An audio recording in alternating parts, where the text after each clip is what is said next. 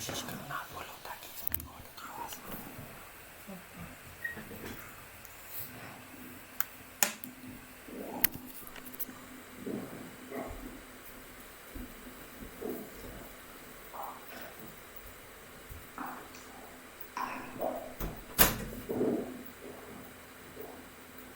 आवाज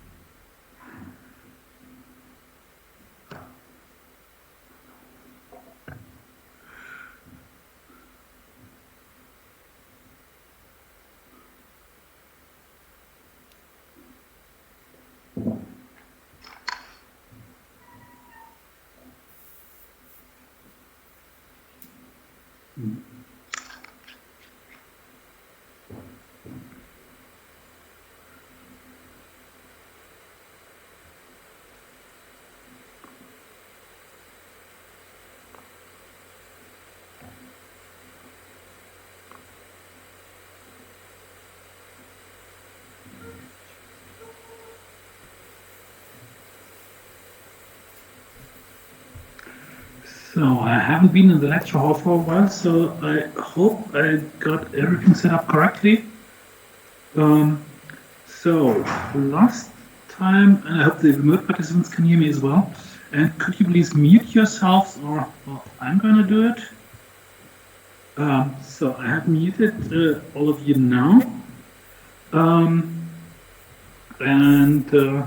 Yeah, let's continue where we stopped last time, which was 2 weeks ago, because last week was a holiday. And I'm just going to join the meeting here on my laptop in the meantime. So we talked about ephemeral data last time. Yeah, good. It looks a bit strange on the screen here, but okay. So we talked about ephemeral data collection, and so we started with Coldwood and DMA attacks in that chapter. Or more generally, we talked about what ephemeral data to preserve, and then we talked about DMA and Coldwood attacks. We talked about how to recover encryption keys, and we will continue the discussion on encryption in the next chapter.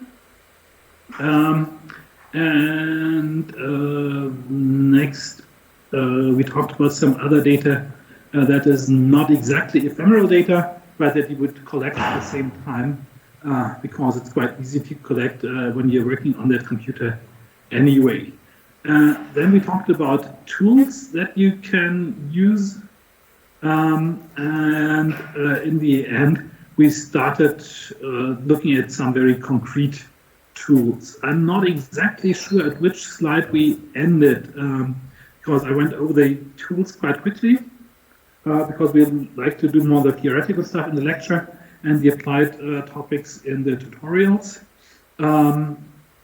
But we did discuss some of the information that you can find with these tools. Can anyone help me and tell me how far we got exactly? So it is a lengthy collection of tools that we can use in Windows and Linux. I'm sure we talked about ARP tables and DNS caches. Not sure if we did mention network shares. I think we didn't mention those, right? Okay, so let's maybe pick up at this slide, because I guess a short repetition of the general network aspects will not hurt. So what is a routing table?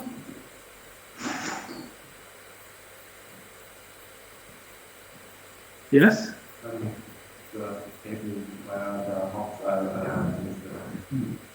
Where the table where the hops are listed, to be precise, usually you will just list the next hop on the route to any given destination. It says for any potentially reachable network, which would be the next hop on the network layer, so the IP layer that you use to communicate with that network. Potentially, you can have more than one possible next hop for a given destination. In that case, you would have to have some priority.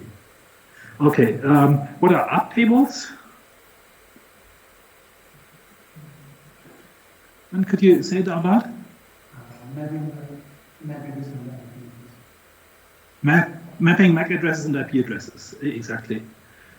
So it gives you a list of MAC addresses and corresponding IP addresses that the computer has seen lately. So it will give information about devices in the network that you have communicated with. And the DNS cache in the end, what's that?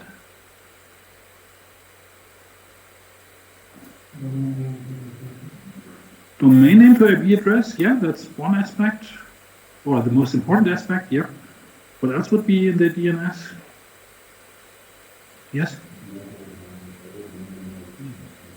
Exactly. The other way around, so reverse DNS lookups might be preserved in the cache, and Mail server lookup. So if you want to look up the responsible mail server for a domain, that will also end up in the DNS, and that might be useful to see with which other systems you have communicated. We then have network shares, so shared resources like files, directories, or printers. We have netstat -a for the network connections. So connections means there is actually ongoing communication with specific other systems. Sorry for that, was a bit quick. And we have the possibility to map those to running processes. And we have the concept of open ports that you can show. And I remember we discussed open ports last time. What is an open port? What does it mean?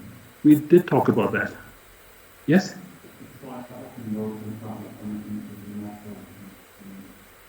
Yeah. In principle, that's right. So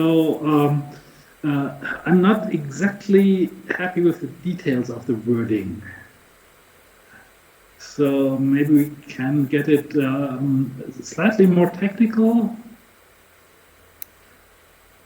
The principle is correct, but what's the point? So what is a network port in UDP or TCP? What does it mean there? Yes?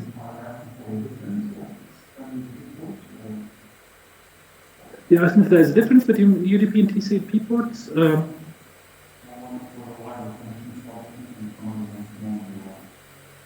Yeah, that's the difference between UDP and TCP, right? So TCP gives you reliable connections, so you have error handling in TCP, which you don't in UDP, but both have the concept of port numbers. So the separate port numbers, so to say, so you can have 2 to the 16 UDP ports and 2 to the 16 TCP ports, but they have the same basic functionality. So what is the point of having the port number or port? Yes? Sorry, I didn't get it because of the...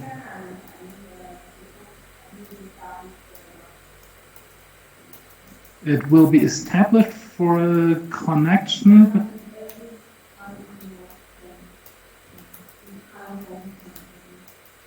Yeah, so every time you connect, you will usually pick a new port on one side of the connection, but what's the point of having the port or port number? Yes? Let's say one process is running in the system and opening a port is that it is listening to. So if you want to communicate with this process from, I don't know, from anywhere, so you have to find it as port because it is listening to that port. Yeah, exactly. So, so that's the answer to my previous question. So, opening a port means that when a UDP or TCP segment arrives with that destination port number, it will then be forwarded to that process which has opened that port. So, it's actually the word I was looking for is just an address. So a port is an address of a specific process, or you could say more generally, of an application on a computer. So the IP address is the address of the host or the computer, while the port is the additional address. Think of it like an apartment number. So the IP address would be the address of the house, and the apartment number, so within the house or within the computer, the port number is equivalent to something like an apartment number. So opening a port basically means that you accept connections or accept incoming segments that are addressed to that port. And you can have these well-known ports like port 80 or port 443 for HTTP. Someone says in the chat, acts as a door between an application and a server to stream the data back and forth. Yeah, you could put it like that, but I prefer the wording of an application address or a process address. And both endpoints of a communication will have a port number. So one port number will be used by the client and another by the server if you have those roles in a specific communication. Okay, so open ports would tell you that there are applications listening for incoming communication, and it might be intended, and if it's not intended that there is an application listening for incoming communication, then that might be an indication of a malware, for example. Okay, questions about that? By the way, if I say segments, a segment is the name of the data units that are used on the transport layer. So that would be the equivalent of packets on the network layer or of frames on the physical layer. Okay, what else do we have? There are third-party tools in Windows that you can use, more or less third parties. For example, to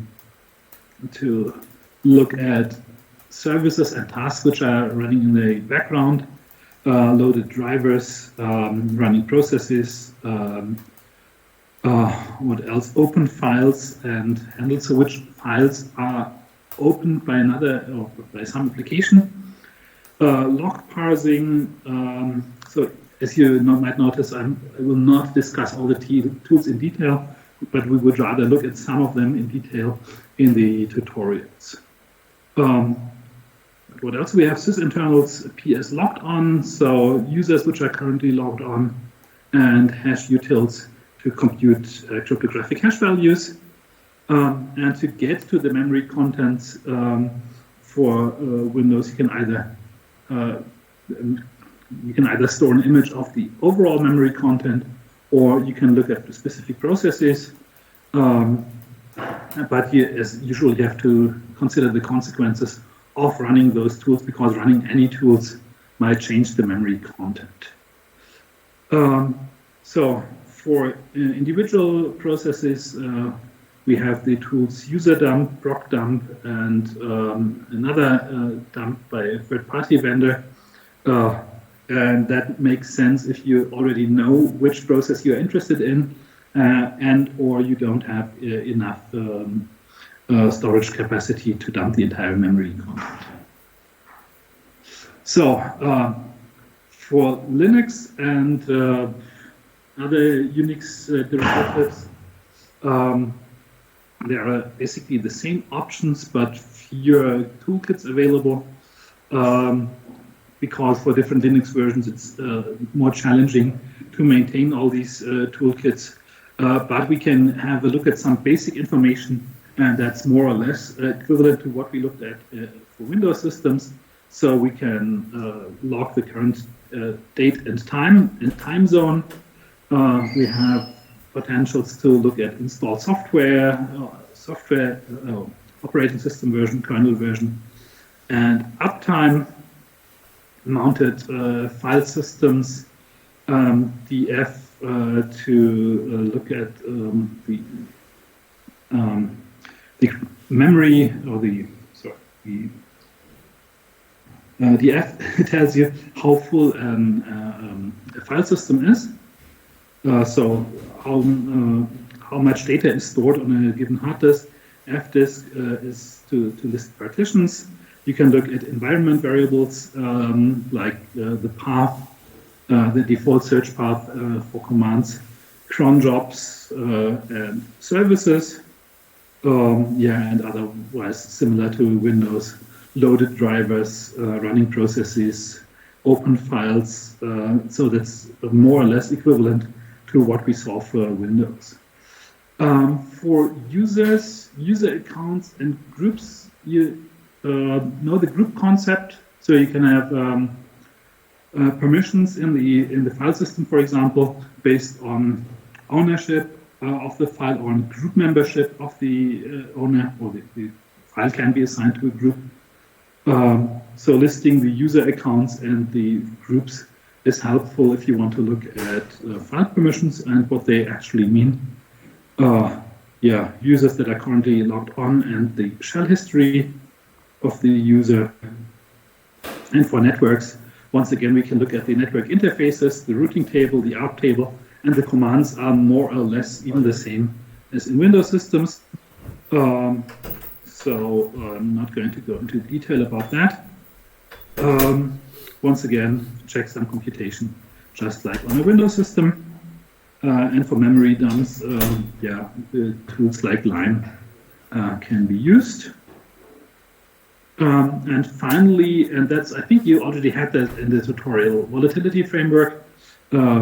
So once again, no reason to go into detail about that. A toolkit used for the analysis of memory images. If you have any questions, feel free to ask here. Sure.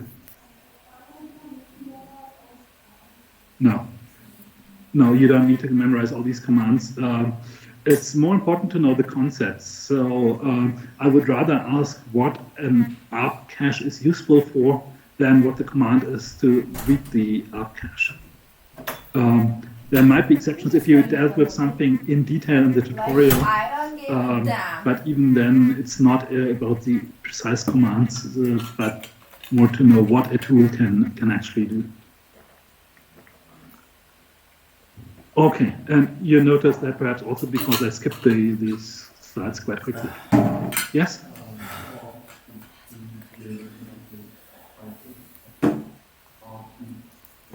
Okay. You probably mean AES, right? Because we didn't talk in detail about RSA. So the main message that I wanted to give you is that there is a structure that we can exploit. Now, that doesn't say I will not ask questions about that in the exam, but if it would involve any detail, I would give you sort of a cheat sheet. So I would not expect you to know exactly which XOR operation is done in which round, and I don't know that myself. So that's not the point. The point was to see that there is a structure that you can exploit, and it would be good if you could know the principle, how it can be exploited or why it can be exploited, what's the advantage of having that redundancy in an AES key schedule, but it does not mean you have to know how exactly the AES key schedule is computed. Okay. More questions or comments so far? Okay, then let's talk about in the next chapter a bit more, or once again, about encryption. So that's a chapter that I've moved back and forth, either before or after the previous chapter on ephemeral data, because in some way it supplements the previous chapter or builds upon the previous chapter, but in other ways it made more sense. It would have made more sense to put it before the previous chapter. Anyway, if you see some redundancy between those chapters, that's not unexpected. Another, by the way, someone found a typo in one of my slides, and the complicated thing was that I now owe him a vegan option for the chocolate bar, which I have, but I left it in my office. So I don't know the person's face, but if he is here, he can either drop by my office or remind me next week, then I will bring it to the lecture. Okay, now let's talk about encryption and passwords, and talk a bit in more depth about how we can work with encryption and where you actually find encrypted data. So where do we typically encounter encrypted data? How do you get access to encrypted content usually? And we'll talk a bit about password storage and how to exploit password storage, including rainbow tables, which I have been discussing back and forth whether to include that because they are losing relevance, but there are still many systems out there which can be attacked with rainbow tables, so I still have them in the slide sets. Now, let's start with where you find encrypted data. And obviously, there's a wide range of encrypted data. You could roughly categorize between data in transit, so data that you encounter in a communication network, and data at rest. For data in transit, you know that we commonly use VPNs like IPsec-based VPNs. IPsec would be the IETF standard for virtual private networks, and a bit beyond that. Or OpenVPN, which is a widely used VPN solution. We have transport layer security, and we have application layer encryption, such as PGP or OpenPGP standard, S-MIME, and a lot of others, like encrypted zip archives, and so on. Now, for the data in transit, I guess it's important to have the background where you would encounter those. So, what is actually a virtual private network? What happens in a VPN? Yes?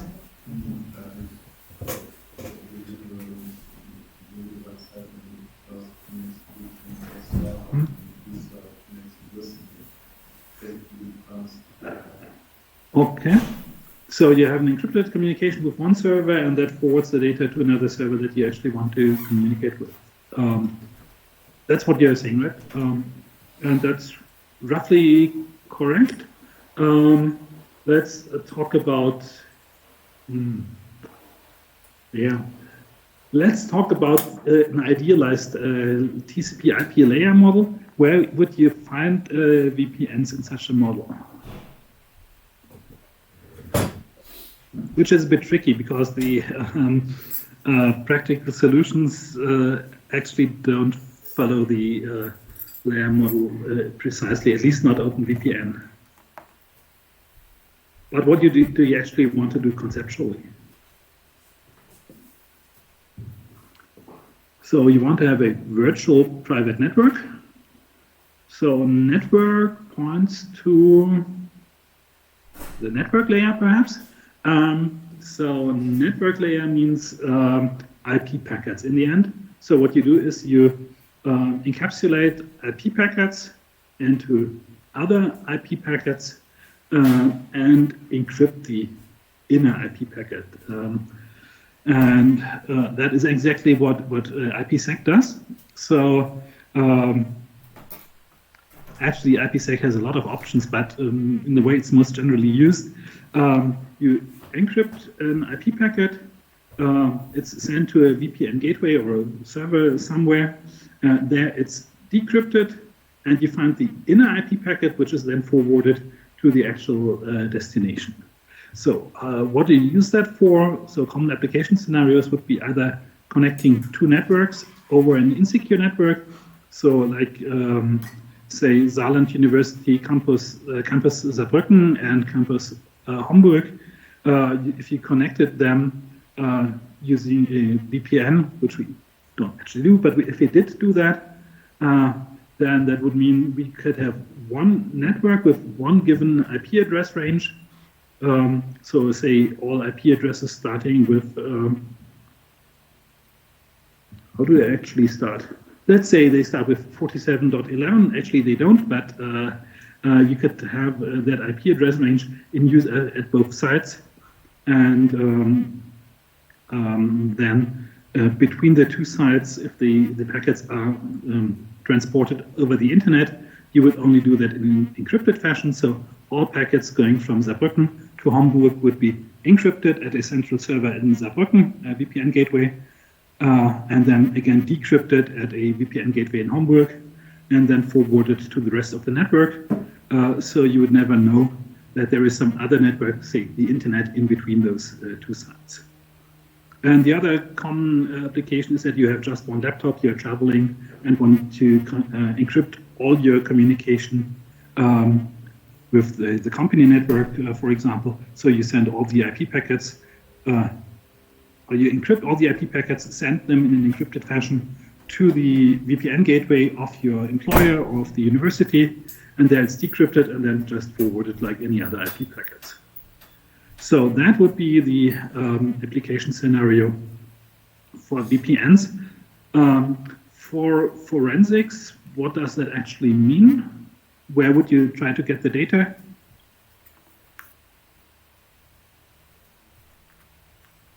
Well, the data is decrypted before it's forwarded to the final destination.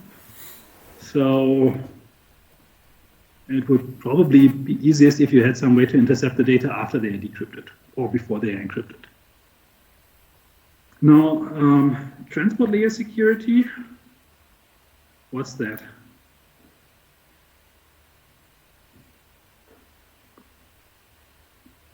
Oh, okay, I missed the chat message, it seems. Okay, the chat message was the question, if a VPN hides the identity of the server from the application and vice versa. Now, that's a good point. I missed a VPN application. How about hiding something with the VPN? Okay, don't tell me you don't see those YouTube ads where people advertise different VPN vendors. Why do they do that? Yes?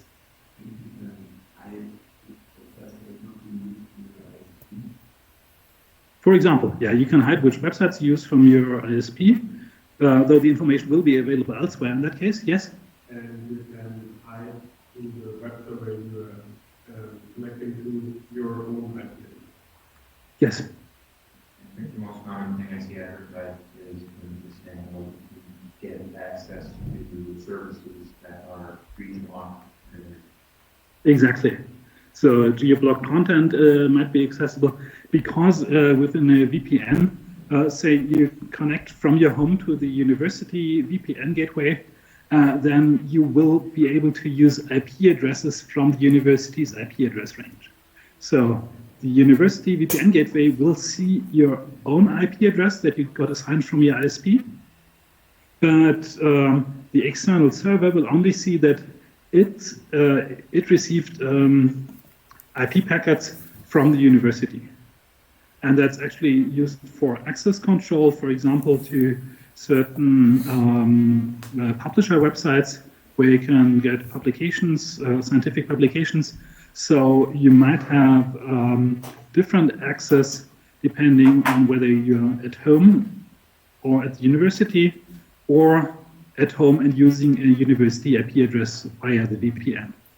So the university assigns specific IP address ranges to the VPN. So if they want to, they can distinguish between on-campus and at-home VPN users. And most importantly, geo-blocking, of course, if you connect to a VPN server in the United States, then you can access content that is geo-blocked that you could not normally access from outside the United States. So for copyright reasons, that often happens that certain television content or streaming content is only available in certain countries, and that's one application for VPNs as well. That's actually not a IT forensics topic, but I think it's important that anyone studying cybersecurity or working on any applied security topics knows those distinctions here. Okay, now let's get back to transport layer security, TLS. Have you ever used TLS? You're laughing? That means, of course not. Okay. So what are you using TLS for? Pardon? Web browsing, exactly. HTTPS means HTTP over TLS. Don't you use SSL for that? Yes? Yeah. SSL is actually, it's still a commonly used name for some reason. No, it has been outdated for more than 20 years. And it was only ever used for like 5 years or so. But for some reason, the name has stuck. But the correct name is TLS, Transport Layer Security. And what happens from a technical perspective? Yes? All the data is encrypted. What do you mean by all the data? So which data?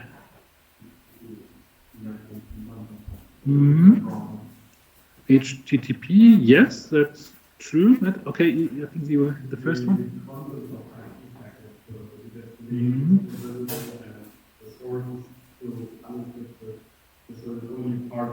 Yeah, almost correct. I'm not sure who was next here. Segments payload, more correct, yes. Do you have anything to add? The application layer content, yeah, that is encrypted, but actually TLS is transport layer security, so it's on the transport layer. So you're technically also correct. The transport layer had information like port numbers. That is not encrypted. But what is encrypted is the entire content that the transport layer transports, and in the end, that's the application layer content, which would be HTTP, for example, including the HTTP headers, except that one HTTP header is more or less copied into the TLS handshake, so to say, into a message in the TLS handshake, because that is needed in practice. That would be the host name, because of name-based virtual hosting. But let's not go into too much depth about that.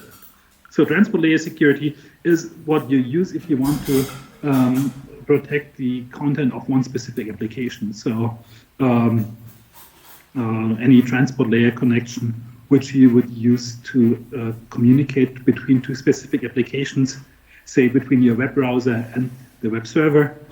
For that, you use transport layer security, while virtual private networks encrypt the entire content of IP packets, or even the entire original IP packet, and encapsulate it into a newer packet. And then there is application layer encryption. And I have the examples of PGP and S-MIME. What are those commonly used for?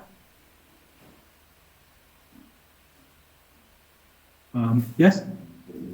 For email encryption, yeah, and email signatures and so on. So that would be on the application layer. So what does that mean? What is not protected if you just encrypt an email using S-MIME?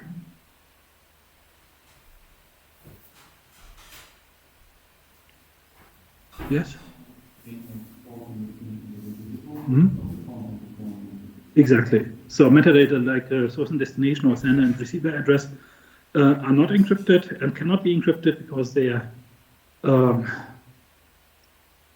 in the end needed for the transport.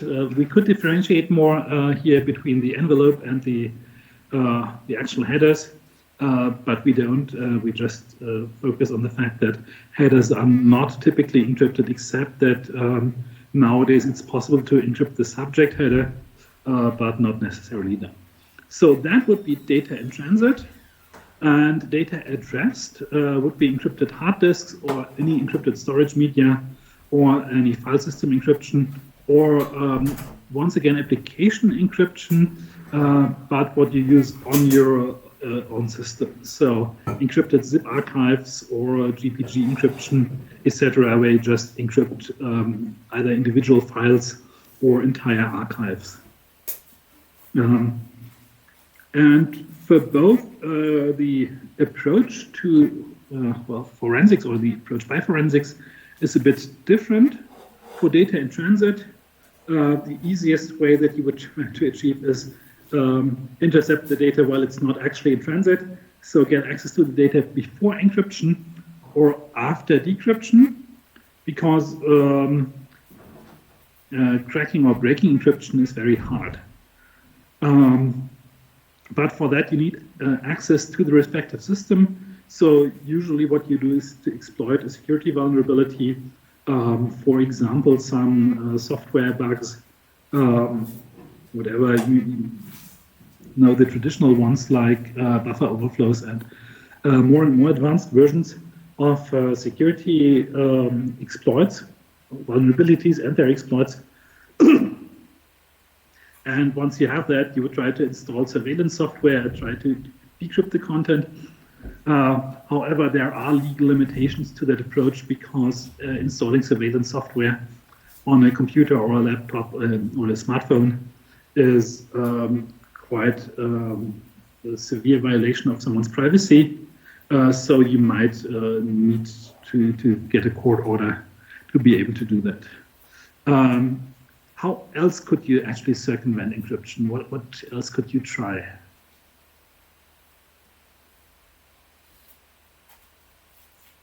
Yes? Request the keys from where? Replace the keys. Oh, yeah, sorry. Yeah, but how could you do that?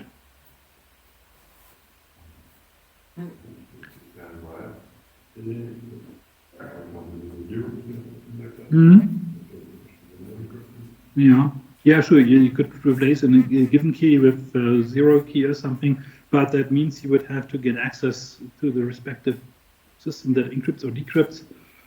Which, of course, yeah, it's, if you can get software into the system, that would work.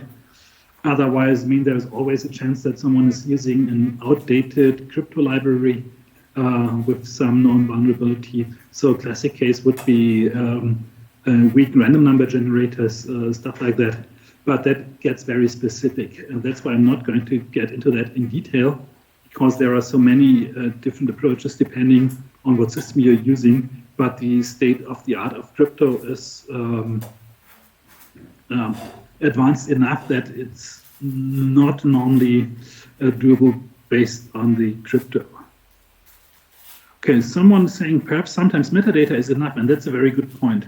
There's a famous quote by I think it's a former director of the CIA who said, "We kill people based on metadata."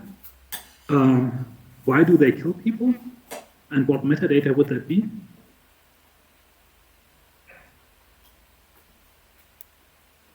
Yes? Basic information about those people?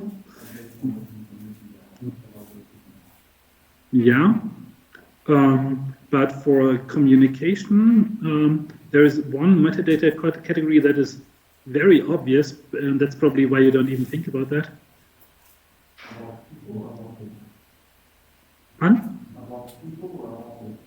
About people or about data? I would say both, actually.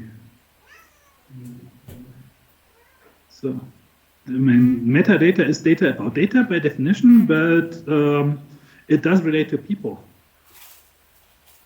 So, in case of communication, who are you communicating with? You're communicating with 20 different people who are all known as terrorists to the CIA, then they will most likely assume that you're a terrorist too. And as that's not not what I said, but what the former CIA director said, we could then kill people, send a drone or whatever to kill those people. So yeah, metadata can be enough and can be very powerful. It's probably not enough, or will rarely be enough in a court of law, but that's not what happened in the cases that the CIA guy was referring to. So yeah, metadata might be sufficient in many cases. That's a very good point that's been made in the chat. So that's for data in transit. As I said, there might be other chances. For example, and that's one thing that I should point out, there are middle boxes. So systems like, for example, firewalls in corporate networks that actually do encrypt all the TLS encrypted traffic. Why and how?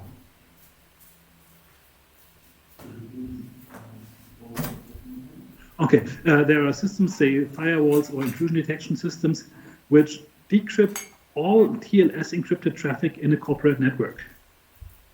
How can they do that, and why do they do it?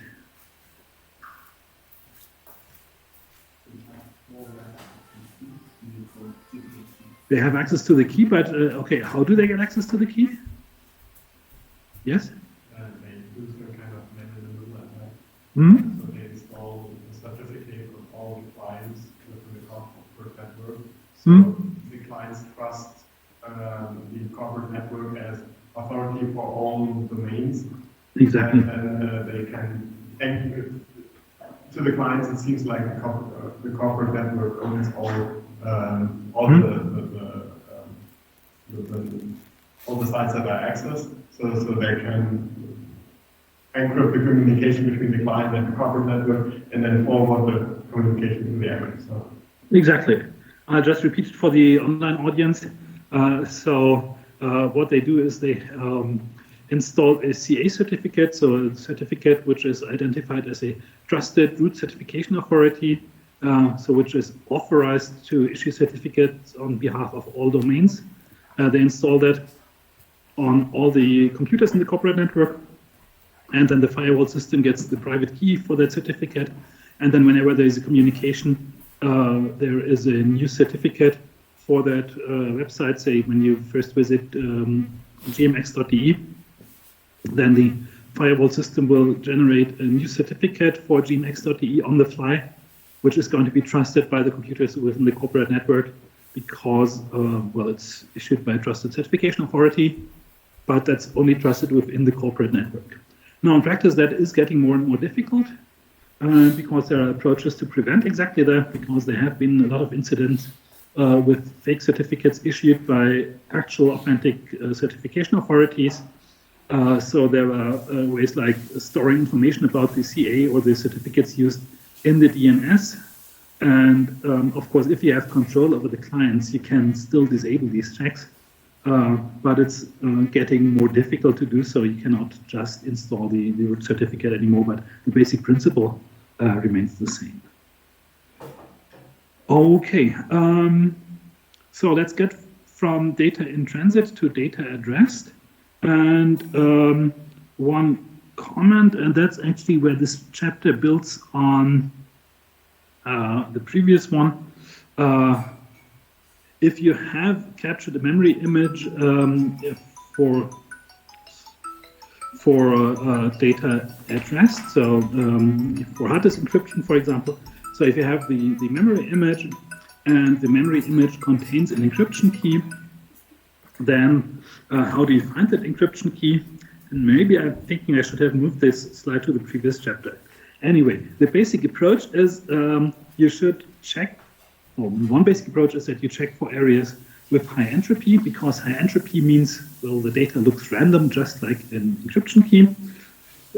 For private keys in an asymmetric encryption scheme, and I mentioned that last time,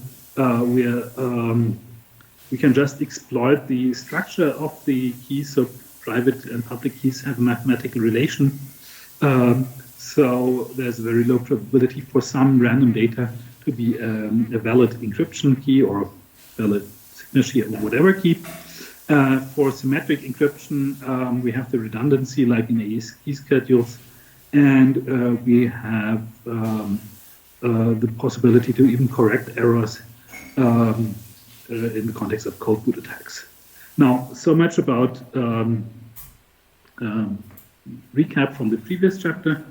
Now let's continue with approaches to password-based encryption, or in general, how to get around passwords.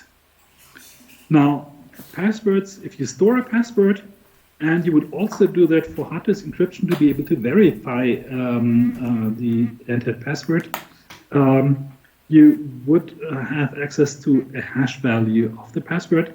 Normally, you would not store a password in clear text. Why not? Yeah. If data is big, if you have just few letter on dictionary attack or something, Well, if the password is stored in clear text, you don't even need to do a dictionary attack. Yeah. For matches, if you already know the password, it's correct, but Mhm. there's no way to get the password from the pack. Yeah, there's no efficient way, let's put it like that. That's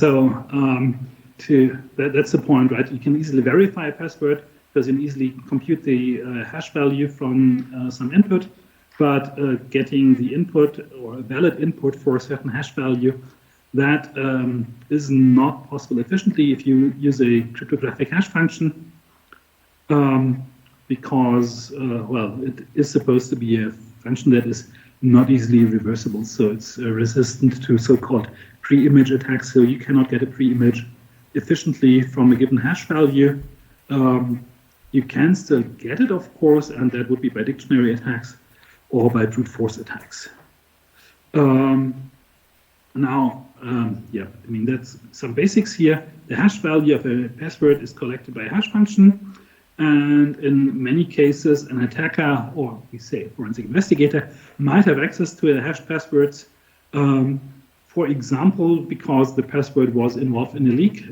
So there have been many leaks of password databases in recent years. So actually billions of user accounts have been compromised, and the password hash values have been published. The hash value is per se not very useful because to log onto a system or to decrypt data from a hard disk, you still need the original password. Yeah, you can easily compute the hash function, but cannot easily reverse it. So how does the forensic investigator get to the password? And that has been already mentioned. You can try dictionary attacks or brute force attacks, and we will get into more detail about that in a moment. Once you have a password, you can also check if it's used for other purposes. So you found the email password that a suspect uses. Maybe it's the same password for the hard disk encryption. In the extreme case, you could find the master password for a password manager software. In that case, well, you have one. But in many cases, people just use the same password in many different locations. And that is, of course, something that a forensic investigator will also check usually. Dictionary attacks means trying a lot of passwords from a dictionary. Dictionary does not mean something like a dictionary of all German words that you like the Duden, but well, probably that too. But a dictionary attack also will try common password combinations. For example, passwords found in previous leaks. So passwords which are commonly used by many people, like 1, 2, 3, 4, 5, 6, 7, 8, stuff like that. Or it could be combinations of words from different languages, or it could be combinations of words and common birth dates, stuff like that. And with good password cracking software like John the Ripper, you can also set rules.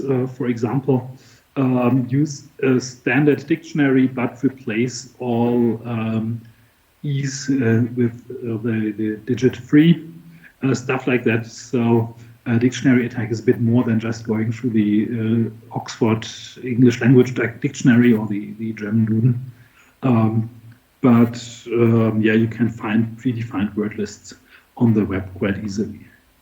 So that would be one way.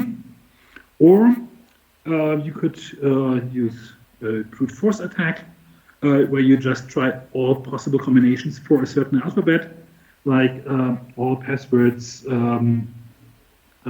just consisting of capital letters or just of digits or whatever. And then you calculate the hash value for that, and then you check if that hash value matches the hash value of the password.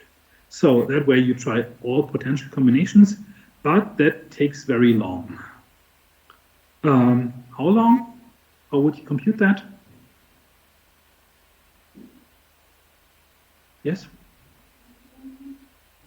Exponential, can you say it more concretely? Because we have all the information here.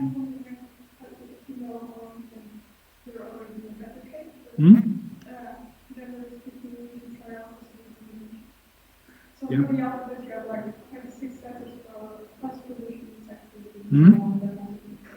So assume we have an alphabet of 26 letters, then and a 10-digit password. How many combinations are there?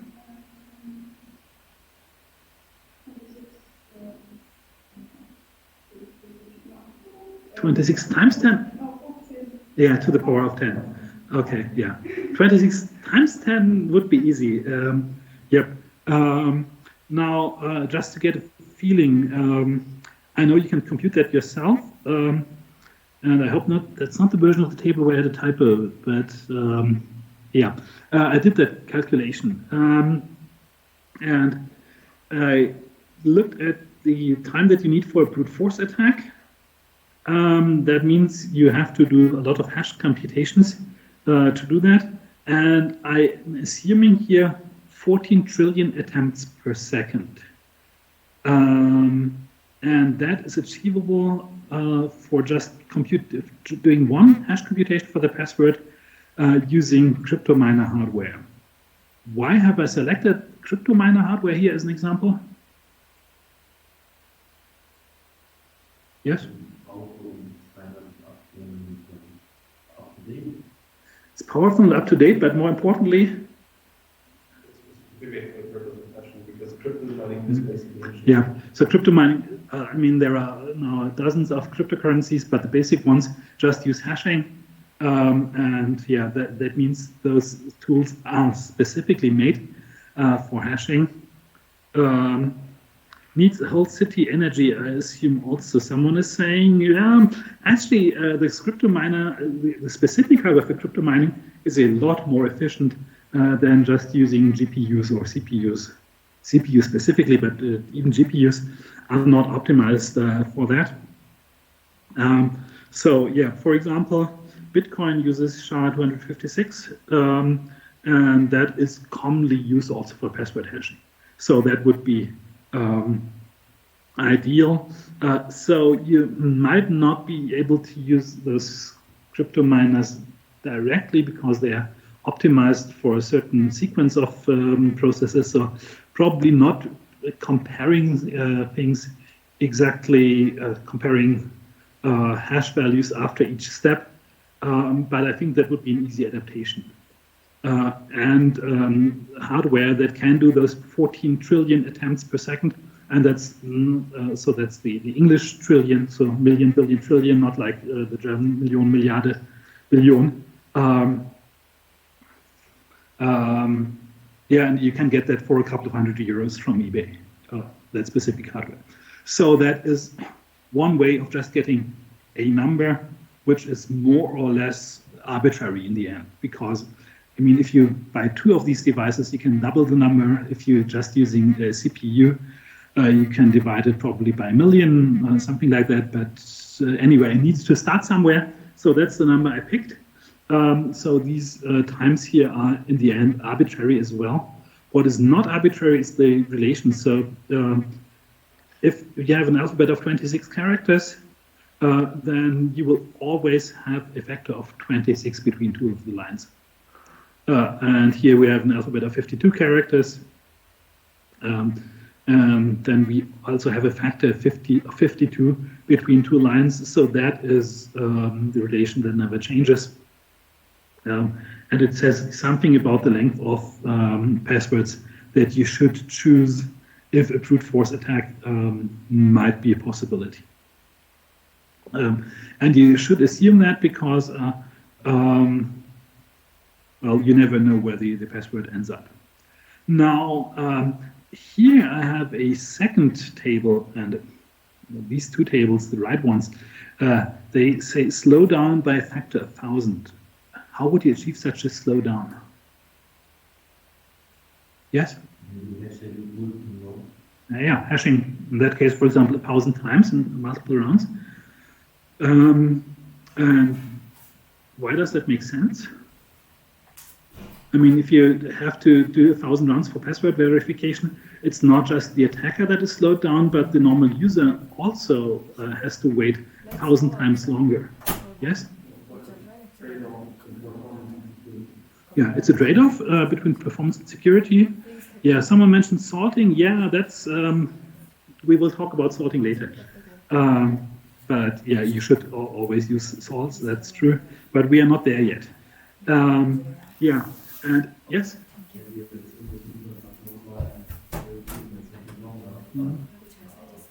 Yeah.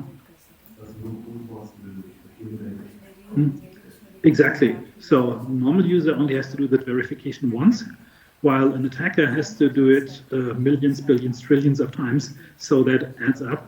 And I mean, if you just have a factor of 1,000, that could be the factor between a microsecond and a millisecond. And you would normally not mind waiting a millisecond for password verification. So it might not even affect the normal user in any noticeable form. Now, Is that actually done in practice? And have you ever waited for VeraCrypt password verification? Yes? If that's used in practice, and I mentioned VeraCrypt as an example, so that would be a common hard disk encryption software. And they actually use a factor of something like 200,000. So they do 200,000 hash calculations for derivation of the encryption key from the password. And that is a significant factor for a brute force attack, obviously. So that means if you're using a somewhat complex password, they suggest 20 digits, 20 characters, including special characters. I don't think that's even needed because of those 200,000 hash computations. Now, how fast that works obviously depends on the hardware. So here is a table that looks at estimated password recovery times. Here they assume one, what are you using? Okay, they're using an NVIDIA graphics adapter and compare the different computation times for different hash functions. And that means if you have weak algorithms, then there is a better chance to crack the password. But if you're using multiple hash computations, and for example, here they are looking at the KeePass version, which I guess are using those multiple hashes. For example, then you would be safer than with some of the other methods below. Now, I haven't looked at all these details, but it says something about where you have the best chance of recovering a password depending on the algorithms that are used. Actually, I can hardly read my own slide here. But no, actually, the red ones are the ones which are hard to recover. Okay, so I just read it the wrong way around. So the further down you go in that table, the safer you are, and not the other way around. Sorry for that slight hiccup. You should have a better quality on your slides. So we are talking here in the lower corner about millions of years that you need to recover the passwords, depending on the algorithms which are used with a given hardware. You don't need to learn the table or the HICMAT. Questions so far? Yes?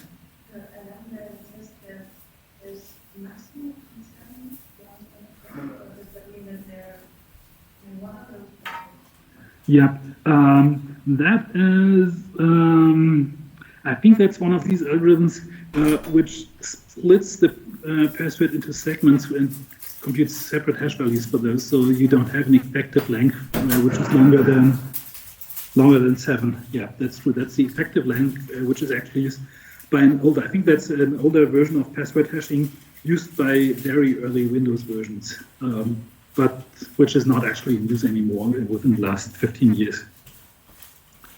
Yeah, but SHA-1, for example, is still sometimes used. Are we going to talk about rainbow tables later in the lecture? Yes, that was a question in the chat. And then we will get back to salts afterwards. Now for brute forcing common tools, John the Ripper and Hashcat, and for home use you will probably not buy those crypto miners, but just use GPUs, so graphics adapters, and we will mention that in the tutorials in a bit more depth. I've actually tried that out on one of my own passwords, so my password was too secure to crack it with my cheap GPU that I had. That is another list of hash computations per second, CPUs versus GPUs. It's 2 or 3 years old, but I think those GPU types and also the CPU types are still quite common. So that's a number of hash computations per second. And what you will notice here is that the numbers are a lot longer for the GPU column. So GPUs are more efficient. Now, assuming that we don't have direct access to the password and don't want to do a new brute force attack each time, but we want to pre-compute hash values for given passwords, so we can then look those up. We can look the hash values up in a table, and thereby get back from the hash value to the password. The problem is you need a lot of storage for that. Just if you have 6 digits or letters, is digits the correct word? Characters would be the correct word. 6 characters, you can end up with 1.4 terabyte. Unfortunately, I have not written down here which characters there are, because just 6 digits would not account for 1.4 terabyte. But you know how to compute that. So, yeah, actually, how would you compute that? I said you know how to compute that, and you do know, but we should perhaps say it out loud. So say typical hash value would be SHA-256. What does the 256 stand for? That's the number of bits in the output. It's not a key, but because it's not encryption, but the output would be 256 bits. That is how many bytes?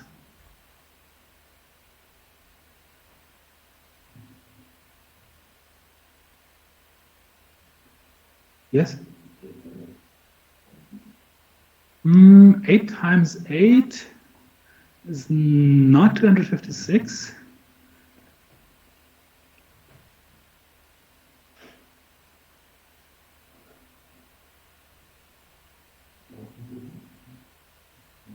Okay. So what is 256 divided by 8? That's the question. Yes? What is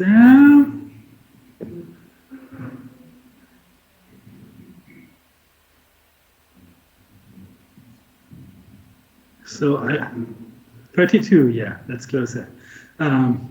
So sorry for that, but so there is a saying amongst lawyers, judex non calculat, which means lawyers do not calculate, but I know the people worst at doing computations in their heads, so simple calculations. In my experience are mathematicians. So whenever I've dealt with mathematicians, they could fill entire whiteboards or blackboards with proofs. And in the end, they divide 20 by 5 and they get to 8 or something like that, because that's below their standard. So the fact that you needed some time to do that computation is in your favor. So say 32 bytes for would be common output length. Now 16 bytes is also quite common for one hash value that you store. Now you compute the number of hash values that you can have for a certain length, say 26 characters, alphabet of 26 characters, 5 digits, then just for the 5 characters, just for the passwords of length 5, not length 1, 2, 3, or 4, but just of length 5, you would have 26 to the power of password, or to the power of 5 possible passwords, and that's the number of hash values that you would have to store, and then you multiply that by the length of an individual hash value. Now, there are optimizations. And now someone asked in the chat if we're going to talk about rainbow tables, and yes, we are. The first optimization that I want to present is something introduced by Hellman. That's the Hellman from Diffie-Hellman. And he had the idea to get to a trade-off between the storage capacity that you need and the runtime. And the idea is to create a hash chain, and for that he used a hash function. And of course we are talking about hashes, so that's the hash function that is used to hash the password. And he defined a so-called reduction function. And the reduction function is basically the hash function more or less in reverse, but it's not the actual pre-image for a hash value, because that would be impossible, or would not be efficiently possible. That's what we're trying to achieve in the end. But a reduction function maps from the space of valid hash values, say from all 256 bit values, to the space of valid or legal passwords. So, for example, to a 5-character password using just capital letters or whatever.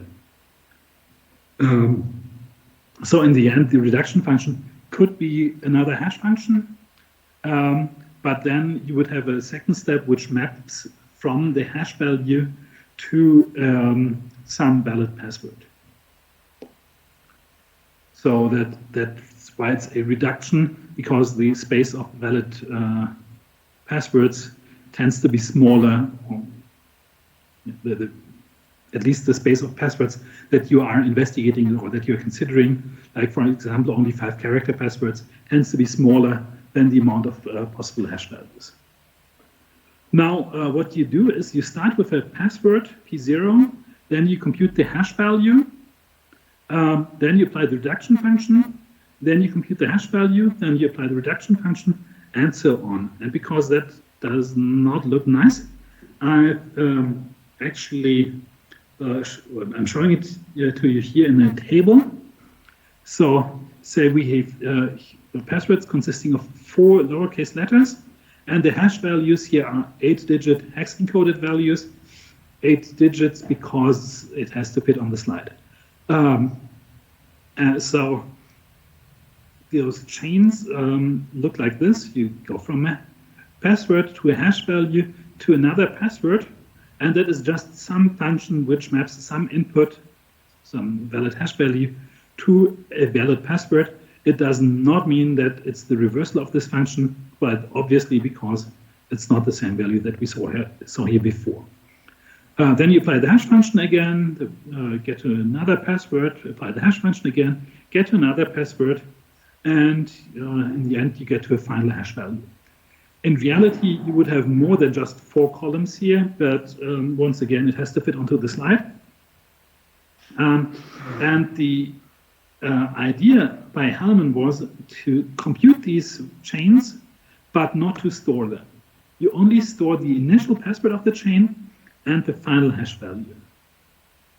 And that's it. So it means you save a lot of storage space by not storing all the data in between. Now, what's the actual advantage? Well, you store less data, of course, but for testing a hash value, you need more runtime, you need more computation time now. Because what do you have to do to test the hash value?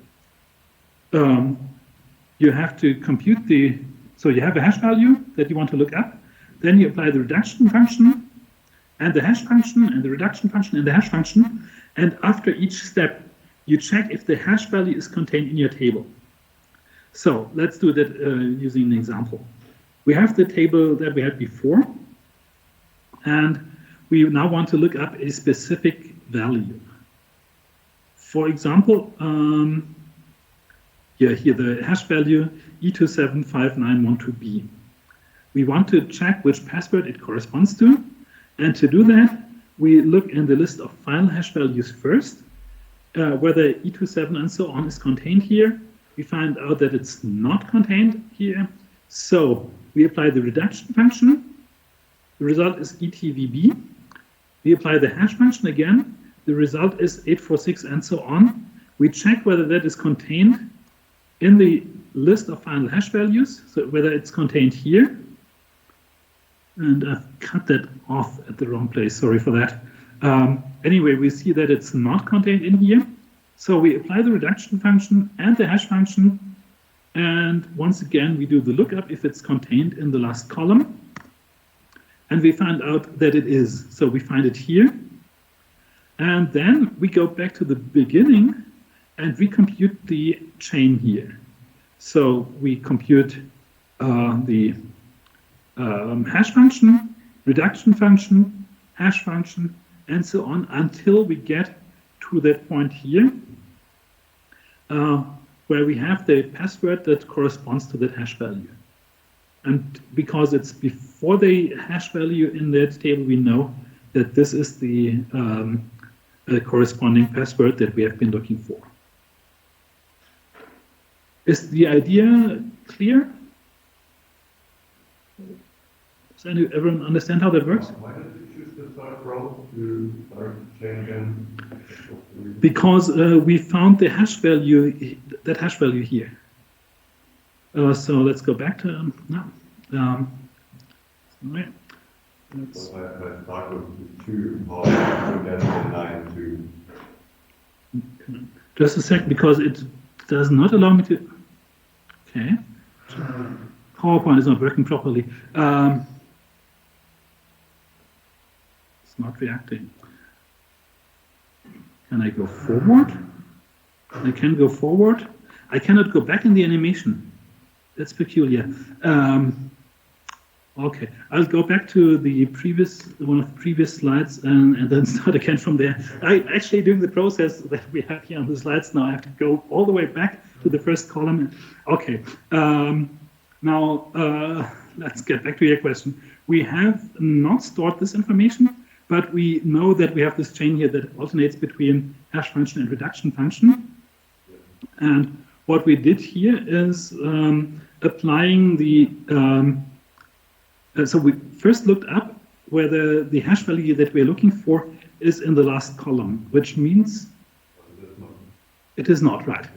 And that means we are now first assuming that the corresponding password was in the previous column, and we are checking whether we find the corresponding hash value in the last column. So it's not, and that's why we compute the reduction function on that hash value, and then we apply the hash function again, and then we get to another hash value, and we look that up in the last column. And so that means we now assume that our password is stored in one earlier column. So not this second to last column, but the third to last column. And that's once again not the case. So we do the reduction function and the hash function again. And in our example here, we find out that after applying the reduction function and the hash function, so now that we assumed we were once again in one previous column, now we find that value here in the very last column. And now we look in that line and go through the entire chain to see whether we can find our password in that line or chain. Does that make sense? Okay, but that's the simple version, because we will later get rainbow tables, which are more difficult. I was so proud about this animation. Okay. Now, it is not a perfect approach in that we will not always be able to find our password in the table. Because the reduction function loses information, different hash values can be reduced to the same password, because the space of valid passwords that we're investigating, it's not going to be of arbitrary length, but in our example, it was just 4-character passwords. So there are a lot more hash values than passwords, and the reduction function will lose information. It's just like another sort of hash function, and it means we can have several hash values which are then reduced to the same passwords. And that means that we might get to the same value several times within the table. So some chains, as they are called, so the lines are called chains in the Hellman table approach, one chain might include parts of another chain, or there might be loops, and there might be some passwords which are not reached at all, because we are trying to cover many passwords, but it's an issue of statistics. We don't actually store passwords in there, but we derive possible passwords, valid passwords, and try to hit as many as possible, but we might not reach all of them. So we usually aim for a certain percentage of coverage within such a Hellman table. Now, to illustrate the issues here, I'll just show you the previous slide again, but I'm highlighting some issues. So here we have a loop. So we get back to the original password within that chain, and so we continue with hash calculation, reduction function calculation, and we are just doing the same loop again and again. Or we might have different chains which merge, and that's not noticed because in the end we don't store that information here. We only store the final column. So as long as the final entry is different, there was no way of knowing that these duplicates or these loops occur. And we cannot just compare all the potential values because it would add extreme runtime. So that is the issue, which means we waste a lot of space in such a Hellman table, and that means it's relatively inefficient. It's a good trade-off, so it's better than just storing entire password tables, so just storing the mapping between password and hash value for trillions or quadrillions or whatever of potential passwords, but it's not perfect. And that's where rainbow tables come in, because they fix these two issues. They're still not perfect, and we will still not be able to cover all potential passwords, but at least we will be able to cover a lot more. Now, any ideas how to improve that? To improve that simple lookup table version that was invented by Hellman. Okay, I mean, it was a great international conference publication in the crypto conference. I cannot expect you to come up with the same thing in a couple of minutes in the lecture. So the concept was created by Exlin in the Swiss researcher and presented in Crypto 2003. And the idea is to use a different reduction function for each column. And visualize, that means each column has a different color. So that's why it's called a rainbow table. So there's actually a reason behind the name. And that means you will have no loops inside a chain. And if you have the same password in two chains, that's only possible if it's in the same column. And you will see the result in the final column will be identical, so you can detect whether two of the chains or two of the lines or the rows of the table have merged. Now, that means you need a lot less storage space to cover the same amount of passwords, or you can cover a lot more passwords using the same amount of storage. However, it also means a different thing, because the lookup process that I just presented to you does not work anymore. Actually, it gets a lot less efficient, but it was shown that the overall trade-off is still favorable. So it's still overall better than the Hellman tables. But why is the lookup process getting more difficult now? Yes? Yes, we have different functions for each column. So what we did previously was just do the hash value computation. No, we had to do the reduction function computation, then the hash value computation, then the reduction function computation, then the hash function computation. And after each of these steps, we could just look up the hash value in the final column, and that was it. but now we don't have the reduction function, but we have a different reduction function for each column. So the basic idea is still the same. We assume that the hash value is in the last column, and then we just do the lookup. Actually, that would have to mean the second to last column. Sorry for that. I skipped the very last column here. Just noticed that for the first time, though I've shown the slide multiple times. So we assume the hash value is in the last column. We don't need a reduction function in that case. In the next step, we assume that the hash value is in the second to last column. So we use the last reduction function and then the hash function. And in the next step, we assume the hash value is in the column before that. So we use the second to last reduction function, then the hash function, then the last reduction function, then the hash function. So the computation overhead for the lookup gets higher. So actually, it's a quadratic complexity. So how does that look? This time we have a rainbow table here, visualized by different colors. I hope that you can all distinguish red and green. So that's red, green, and purple. Never get the difference between those shades of purple, violet, whatever. So let's say that's purple. So once again, we want to look up a certain hash value. So what we do is we check, is that E27 and so on in the last column? And it's not.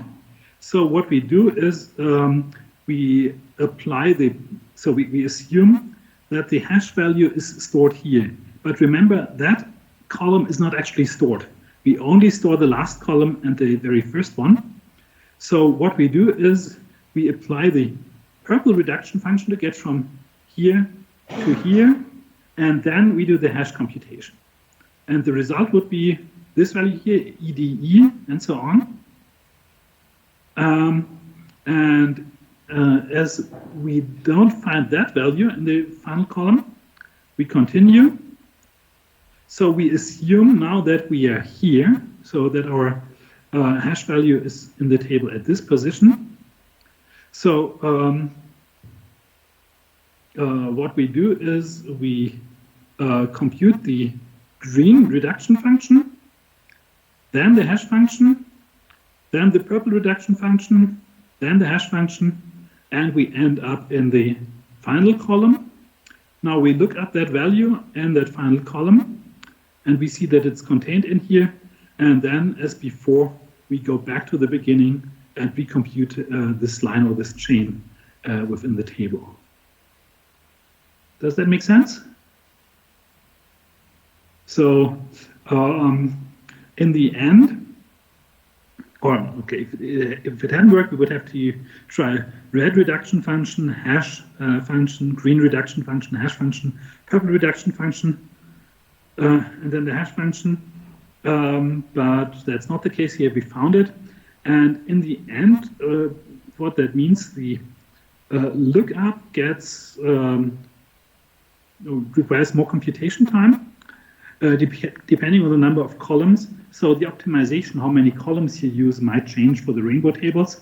But because you waste a lot less storage for merging chains and for loops, it's still worth to do the extra computation here.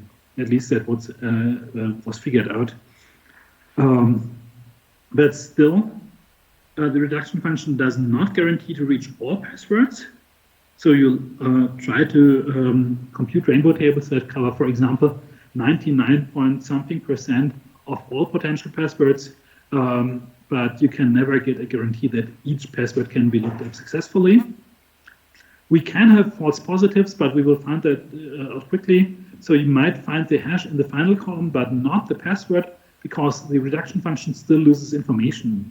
So it's still possible to have another password which would lead to the same final hash values. And you can find these tables offered commercially.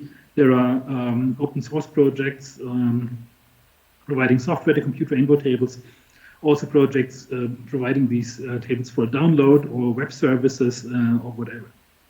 Now, rainbow tables have been around for 20 years. Obviously, people have thought about countermeasures. And these countermeasures are now quite widely implemented. So unfortunately, in many cases, the rainbow tables will be useless nowadays. Not in all cases. That's why we are still talking about them. So you will still find rainbow tables being successful in many instances. But if you're doing password storage according to the state of the art, rainbow tables should not work anymore. And someone mentioned before why that is the case, because someone mentioned salting. Does anyone know what salting means in the context of passwords?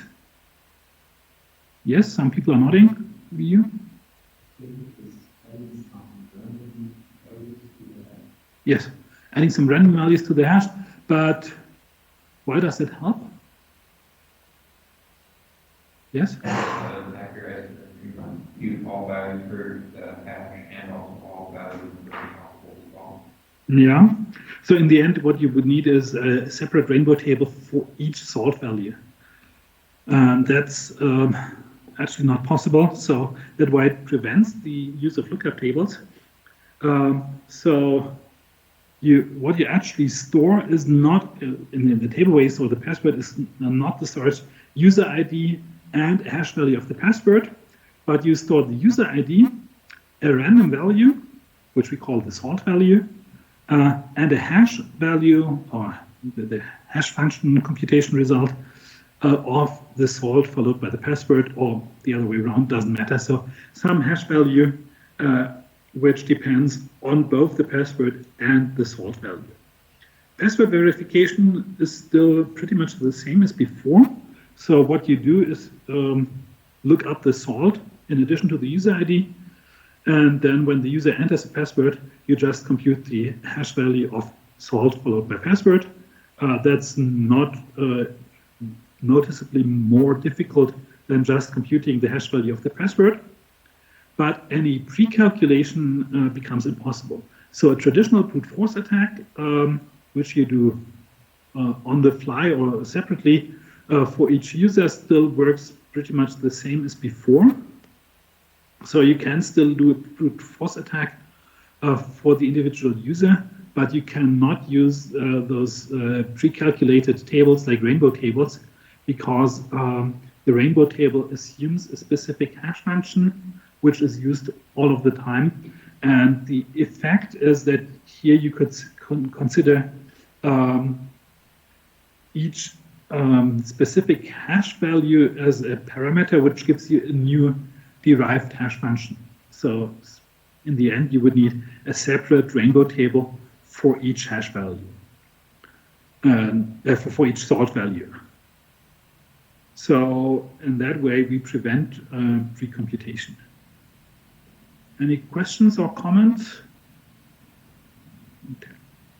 Now, what is the actual practical use case? So for data at rest, basically all hard disk encryption software will now use key derivation functions which include a salt, so there's no pre-computation possible, and they will use multiple iterations of the hash functions to slow down. Someone is asking, is there any disadvantage of salting countermeasure? I can't think of any. I mean, you need a little more storage space to store the salt values, but that's negligible in all practical applications. Any other drawbacks of using salts? Not that I'm aware of. Okay. Can you use rainbow tables for data in transit? Well, more or less, yes. Actually, but it really depends on the choice of authentication mechanism and key derivation function. So for 802.11, so Wi-Fi security with password authentication. So if you're using WPA or WPA2 in personal mode, which we are likely to do at home, then rainbow tables might make sense, because there is a salt which is included there, but it's not actually a random value. I'm not sure if we should call it the salt then, but anyway, we use the SSID, so the name of the Wi-Fi, so to say, as a salt value. So there are rainbow tables for common SSIDs, like if your Wi-Fi is called Fritzbox, then there will likely be a rainbow table to be able to derive the password just after intercepting one handshake when you connect to your Wi-Fi. The key derivation has been completely changed in WPA3, which is not actually the proper name of the standard. WPA3 is just a marketing term, but so WPA and WPA2. So they are using different mechanisms from the 802.11 standard. WPA3, or the latest version of the 802.11 standard, uses a Diffie-Hellman based key derivation. So you doing sort of a Diffie-Hellman exchange, key exchange, which is authenticated using the password, but that means you have fresh values, freshly computed keys for every communication session. So rainbow tables are useless for that purpose. And finally, if passwords are used for authentication, then stored passwords might not be salted. In that case, a rainbow table might make sense. So the assumption here for the last point is you get access to the password database, which contains hashed passwords, but they are not salted, and you still often find that in legacy applications. So, I mean, it has been state of the art to use salts for at least 10 years now, probably longer than that. But still, there are many legacy applications which don't use salts. So in that case, you might derive the password and check for check whether the same user uses the same password on other web pages, or maybe even for his hard disk encryption. And in that case, rainbow tables still make sense. Okay, any questions or comments so far? Because now it's 11:46 even. Okay, so we will just conclude the lecture next time with some other remarks on also non-technical attacks like the post-it attack on passwords. But then we will just continue with the next chapter. Any questions? Any comments? Okay, so have a nice day. Bye-bye.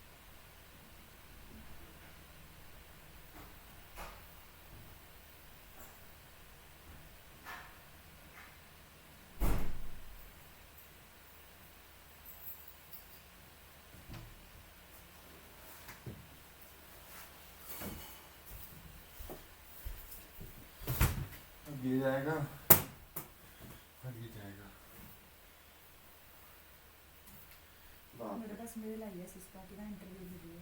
आ गई? हाँ, Congratulations. Student training for on boarding and social activities. हाँ बताओ क्या सही क्या होता है? कर लेंगे इसको। कर ले कोई बोल रहे हैं 30 मई को। 30 में तो आ गई परसों। परसों नहीं, आज 25 है, 11 बजे।